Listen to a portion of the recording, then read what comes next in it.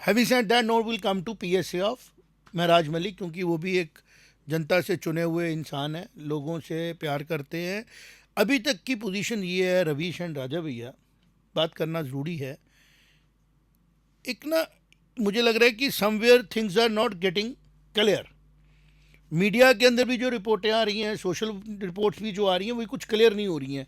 कभी ऐसा लगता है कि महराज मलिक जी जो हैं वो अब गवर्नमेंट की तरफ से एक लग रहा है कि गवर्नमेंट इसको रिव्यू करेगी और इसको क्लोज करेगी, ठीक है।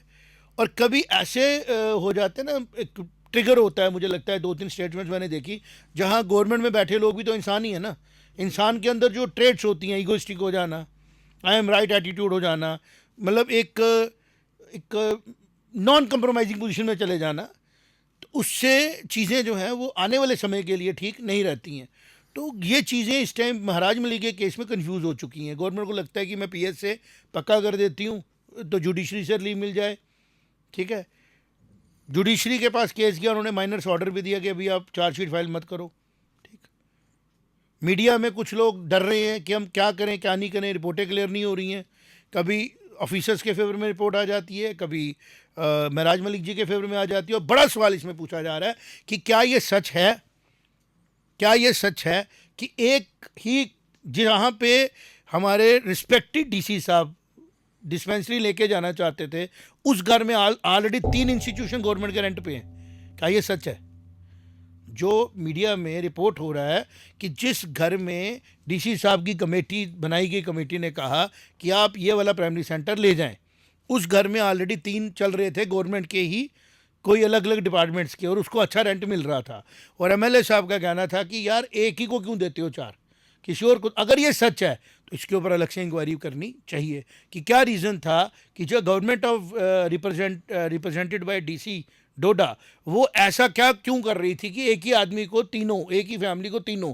और अगर ये सच था कि जहां वो प्राइमरी सेंटर चल रहा है उसको 4 साल से रेंट ही नहीं दिया गया, और जब आप उधर से शिफ्ट कर दोगे रेंट किससे लेगा? तो इस पर सीएमओ को भी बात देखो ना, इशू गुम हो गया ना, उसके अंदर गुम हो गया ना इशू उसके अंदर। ये इशू पहले है, इंटेंशन क्या थी?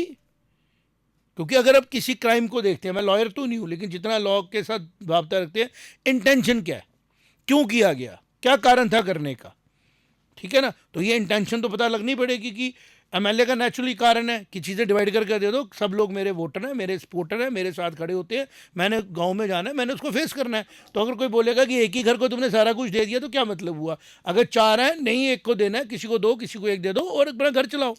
लेकिन अगर ये है सच जो आ रहा है दबी जुबान में, तो इसके ऊपर अप्रोप्रिएट एक्शन एडमिनिस्ट्रेशन को देखना पड़ेगा। जो भी इनके सीनियर ऑफिसर्स हैं, चाहे वो हमारे हेल्थ के ऑफिसर्स हैं, चाहे वो गवर्नमेंट की कोई पॉलिसी है, इसके ऊपर बात करनी पड़ेगी। और इस पर अगर ये मेगा चीफ मिनिस्टर साहब के पास आता है department, let him take the call कि चलो ठीक है, एडमिनिस्ट्रेशन में एलजी साहब के पास उन्होंने पीएसए लगा दिया, बट मैं ये तो देखूं कि जो अलॉटमेंट हुई थी उसमें क्या है। अगर उसमें उनको कोई माल प्रैक्टिस दिखती है तो आप अपना एक्शन ले सकते हो।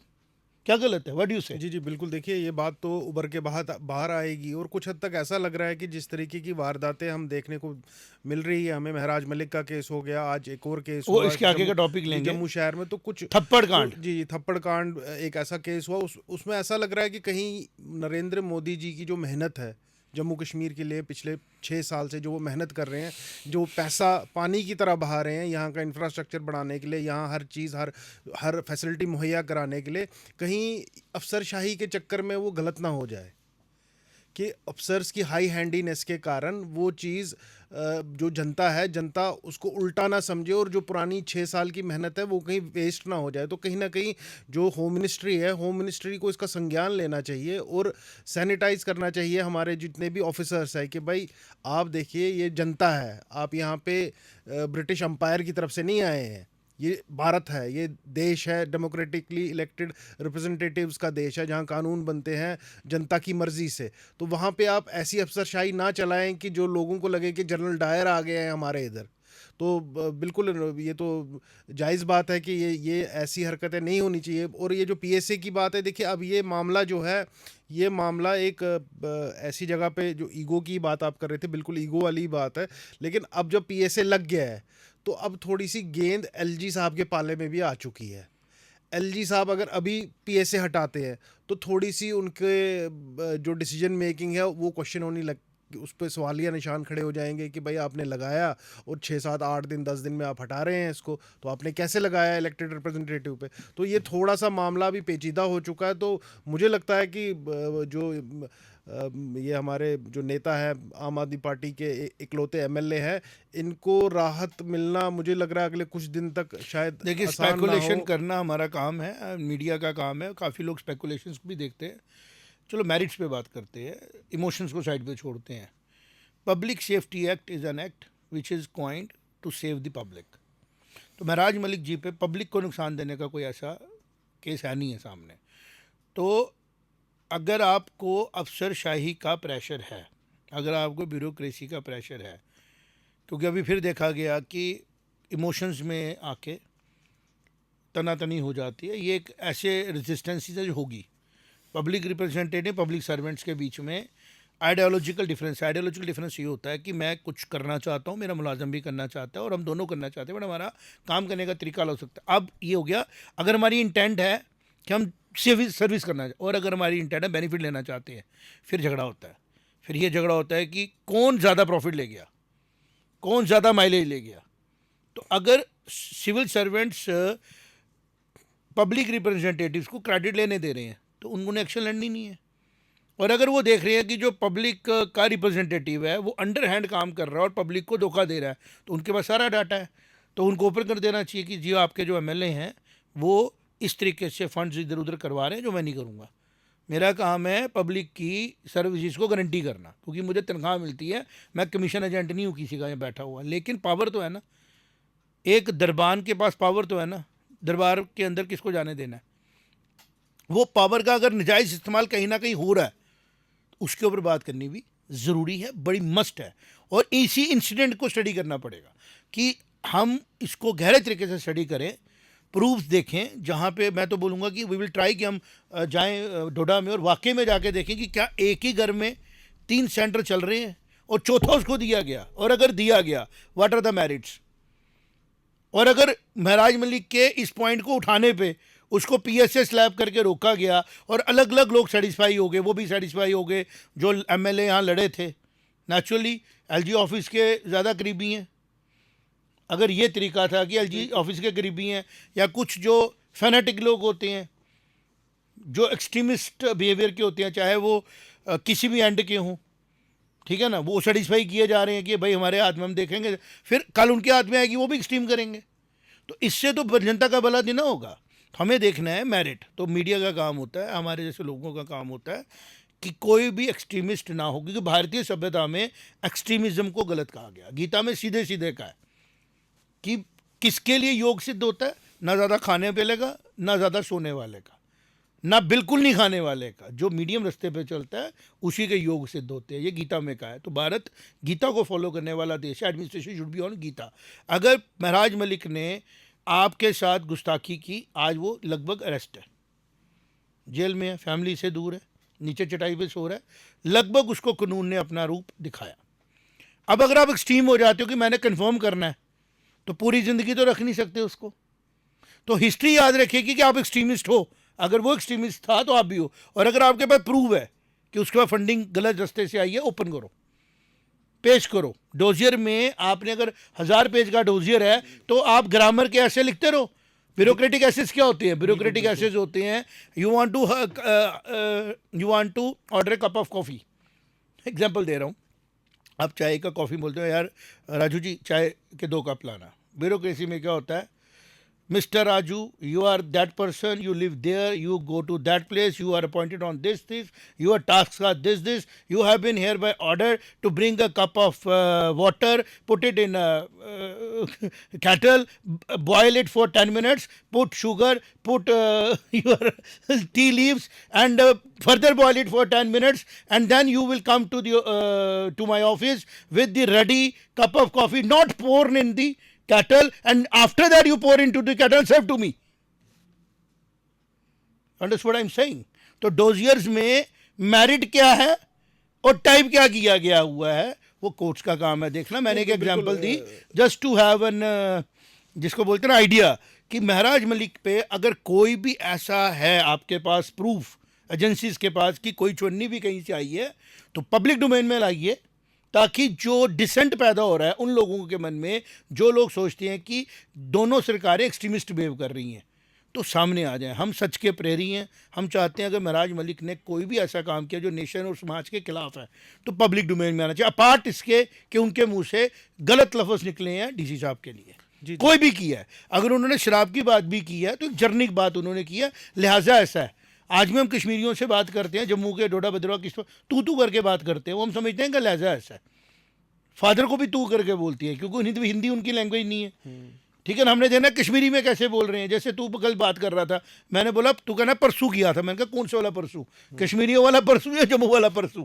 हमारे लिए परसों होता है जो आज के पीछे वाला दिन हो, कल के पीछे वाला दिन हो। कश्मीरी में कल से 10 दिन वाले को भी परसों बिल्कुल होता है ना। तो ऐसे ही लैंग्वेज का एक तरीका होता है, किसी के बारे में कैसे बात कर दी, दैट डजंट डिफाइन कि वो बंदा समाज के लिए खतरा हो गया। और अगर कोई है ऐसा कि वो तोड़ रहे थे, वो एक्सट्रीमिज्म फैला रहे थे, वो फैनेटिक बात कर रहे थे, और एजेंसी ने रिपोर्ट किया कि महराज मलिक जो है वो जम्मू कश्मीर की सोसाइटी को तोड़ रहा है, फसाद करा सकता है, तो ओपन करो उसको। नहीं, देखिए बातें करने से थोड़ी होगा। देखिए इसमें तो जो ये मामला था जिसमें उन्होंने सामान वहाँ से खुद उठा के जो लेके गए थे सामान, उसके ऊपर तो बाकायदा एफआईआर लग चुकी थी। कानूनन तो सिर्फ एफआईआर लगनी थी, फिर वो इसमें एक कैच है, उसमें देखना पड़ेगा, उनके वकील बड़े सियाने हैं। जो मैंने थोड़ा सा स्टडी किया था, जो बात सुनी, सामान उठाया किसने था, महराज मलिक ने खुद, महराज मलिक के अनऑफिशियल्स ने, या हॉस्पिटल के स्टाफ ने। बिल्कुल, मैं कह रहा हूँ ये जज साहब का देखने का काम है। जज साहब का नहीं, ये पुलिस कंसर्न एसएचओ का, बिल्कुल एसएसपी का। बिल्कुल, वो तो इस तफ्तीश इशू पे ना करके है। पुलिस को इंडिपेंडेंटली ऑपरेट करना है, एफआईआर के केस में रेवेन्यू ऑफिसर्स को इंडिपेंडेंटली करना है, तीनों डिपार्टमेंट्स को कंफ्यूज नहीं करना। नहीं, मेरा कहने का मतलब तीनों को कंफ्यूज नहीं करना है। मतलब एक डिपार्टमेंट है जिसका वो डिस्पेंसरी थी, प्राइमरी हेल्थ सेंटर था, वो है मेडिकल डिपार्टमेंट, वो अलग अपना इंक्वायरी करे। दूसरा आ गया आपका पुलिस, जिसके पास प्राइमरी हेल्थ सेंटर ने कंप्लेंट करनी है कि कुछ अज्ञात लोगों ने या कुछ स्पेसिफिक लोगों ने हमारी मर्जी के बगैर सामान उठाया और हमें नहीं पता वो सामान कहाँ है, तभी चोरी है ना। अगर वो सामान उठाएगा और सामान उधर ही पड़ा, फिर कौन सी चोरी है? नहीं, मेरा एक जो कानूनी बिल्कुल कर रहा हूँ। तीसरा आ गया हमारा सिविल एडमिनिस्ट्रेशन, जो ये कहता है कि प्राइमरी हेल्थ सेंटर बनाने के लिए डीसी साहब ने कमेटी बनाई, कमेटी ने ऑर्डर किया यहाँ बनेगी, और उस कमेटी के ऑर्डर की जब तमील हो रही थी, उस तमील के होने के बाद एमएलए इंटरफेयर करता है, और एमएलए पब्लिक रिप्रेजेंटेटिव है, उसने ऑलरेडी रिक्वेस्ट किया होता है या उसने इन्फॉर्म किया होता है डीसी साहब को कि इस तरीके से लोग वहाँ पे अफरा तफरी मचा रहे हैं, तो स्पेशल पावर्स होती है, डीसी साहब रिवोक करते। बट उनके बीच में हो गई ईगो क्लैशेस शुरू। ईगो क्लैश से ये तीनों चीज़ें बिखर गई। आज सीएमओ जो है वहाँ के, या जो हेल्थ के डिपार्टमेंट के हेड्स हैं, वो देख ही नहीं रहे हैं कि एक्चुअल प्राइमरी सेंटर होना कहाँ चाहिए। आप बताओ जी, जो एमएलए साहब कह रहे थे वो गलत था, ये कमेटी ठीक कह रही है, ओपन कर दो, अपनी लेटर आ जानी चाहिए कल सुबह अखबारों में हमारे कि भाई ये फाइंडिंग है, एमएलए जो कर रहे थे वो पर्सनल काम था, पर्सनल इंटरेस्ट था, हो गया एमएलए का, ओपन हो गया। वो बोलेंगे नहीं जी एमएलए जो कह रहा था लगभग उसमें मैरिड था, तो ओपन हो गया एडमिनिस्ट्रेशन का। पुलिस का काम है कि हम वहाँ पे मौके पे गए, एफआईआर जो लगाई गई थी वो थी नहीं, बिकॉज एफआईआर लगाने वाला और एफआईआर में इन्वॉल्व लोग दोनों सेम है। एफआईआर लगाई किसने? जिनका प्राइमरी हेल्थ सेंटर है। प्राइमरी हेल्थ सेंटर का ओनर कौन है? हेल्थ डिपार्टमेंट का वहाँ लोकल ऑफिसर कौन था? अगर वो खुद अपना डिपार्टमेंट यहाँ से उठा के कमरे में शिफ्ट कर रहा है तो एफआईआर लगाई गलत है, क्वेश करो। नहीं, बिल्कुल, मेरा कहने का मतलब ये है, मैं आपसे कह रहा हूँ कि पहले अगर आप, हाँ जी, मैं आपसे ये कह रहा हूँ, मीडिया मास एजुकेशन का काम करता है। हम स्कूलों में क्लास एजुकेशन करते हैं, क्लास पकड़ते हैं छोटा, मास में सच बताओ, इमोशंस को ज़्यादा बढ़ाते नहीं है, नहीं तो गाज़ा पट्टी बनते। भारत में प्रधानमंत्री मोदी का जन्मदिन मना रहे हैं, उन्होंने सब कुछ जोड़ा, मणिपुर में जाके जोड़ रहे हैं, पंजाब में जाके जोड़ रहे हैं ना। मुझे एक आदमी बताओ जो प्रधानमंत्री मोदी जी को जानता है और ये बोलेगा कि इसने मेरे लिए कुछ नहीं किया। सबके लिए, छोटे बच्चों से लेके बड़ों के लिए, फूड के लिए, सेहत के लिए, योगा से लेके हर जगह पे किया ना, इज्जत दिलाई ना, बिल्कुल दिलाई या नहीं दिलाई? बिल्कुल। और ये दिलाई हुई इज्जत बड़ी जल्दी पूरी दुनिया को पता लगेगी। आज मोदी जी का जन्मदिन पे president of America Donald Trump, जिसको बिजनेसमैन भी बोला जाता है, इतनी दूरियां बन गई थी, टैरिफ लगाऊंगा मोदी, इंडियन इकॉनमी डेड है, फिर वो प्राइम मिनिस्टर को फ़ोन कर रहा है पर्सनली और बोल रहा है मैं आपको जन्मदिन की बधाई दे रहा हूँ। This shows the strength of 150 crore भारतीयों का मान सम्मान है ये। जिस देश के आगे हमारी पैसे की वैल्यू 80 रुपये और $1 के बीच की है, उसको हम दिख रहे हैं, तो ये हम नहीं दिख रहे। हमारी लीडरशिप ने इतना बड़ा बनाया खुद को कि 150 करोड़ लोग उसको दिख रहे हैं। ये तो उसने तो जेब में रखा होता था 150 करोड़ लोगों को। 71 की लड़ाई में, 65 की लड़ाई में जेब में रखा था ना इन लोगों ने। बिल्कुल। सिंदूर के बाद क्यों नहीं रख पाए? इसलिए नहीं रख पाए कि जो प्राइम मिनिस्टर मोदी जी का स्टाइल है वो डिफरेंट है। वही स्टाइल हमें महराज मलिक के केस में भी चाहिए कि अगर किसी आदमी से, किसी एमएलए से गलती हुई है और वो गलती नहीं हुई है इंटेंशनली, उसको पूरा वेरीफाई किया जाए, फिर केस रह जाएगा गुस्ताखी करना। किसके साथ? अपने ही कोऑर्डिनेट जिसके डीसी के साथ। तो उन दोनों को जो गुस्ताखी की सज़ा मिलनी चाहिए महराज मलिक जी को मिलनी चाहिए, और जो डीसी साहब को मिलनी चाहिए। अगर साबित होता है कि फेवरेटिज्म हुआ तो जो डीओपीटी का काम है वो करे, इग्नोर क्यों करना है किसी को? तो जब जस्टिस होता है ना, जब जस्टिस होता है तो जनता में विश्वास बढ़ता है, तो चीज़ें बेटर डायरेक्शन में जाती हैं।